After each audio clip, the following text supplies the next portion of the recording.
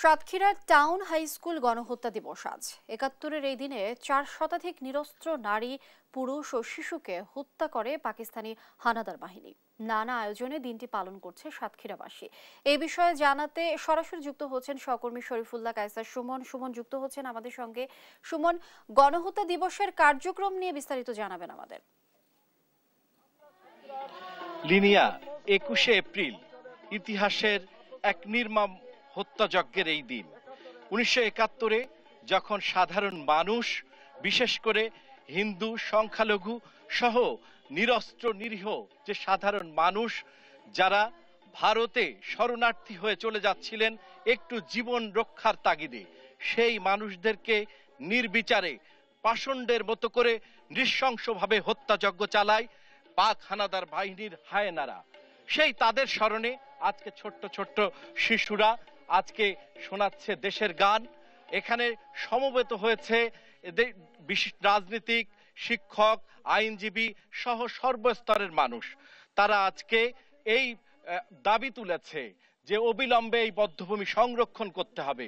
তারা দাবি তুলেছে শহীদ স্মৃতিসৌধ যে জেলায় নেই, এটি কলঙ্কিত ব্যাপার, এই জেলাতে শহীদ স্মৃতিসৌধ নির্মাণ করতে হবে।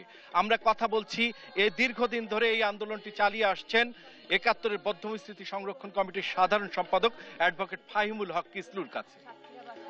আপনারা জানেন যে ১৯৭১ সালের ২১শে এপ্রিল এই দিনে পাক হানাদার বাহিনী এবং তার দোসর রাজাকার আল বদর আল শামস মিলে এখানে ভারতগামী অসংখ্য মানুষকে, শত শত মানুষকে এখানে যারা আশ্রয় নিয়েছিল তাদেরকে সকালবেলা ব্যানর দিয়ে খুঁচিয়ে খুঁচিয়ে বটি দিয়ে কেটে মাটি চাপা দিয়ে নৃশংসভাবে হত্যা করা হয়েছিল।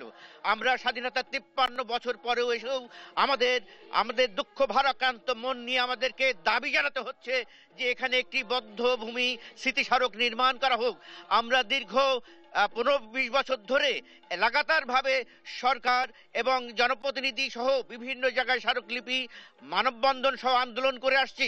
কিন্তু শুনছিলাম লিনিয়া, এই মানুষেরা কিন্তু লাগাতার আন্দোলন করে আসছেন এবং কথা বলে আসছেন, কিন্তু ৬৪ জেলার মধ্যে একটি দুঃখজনক একটি জেলা যেখানে শহীদ স্মৃতিসৌধ নেই, বধ্যভূমিগুলো সংরক্ষিত হয়নি। এই হচ্ছে এইখানকার বাস্তবতা।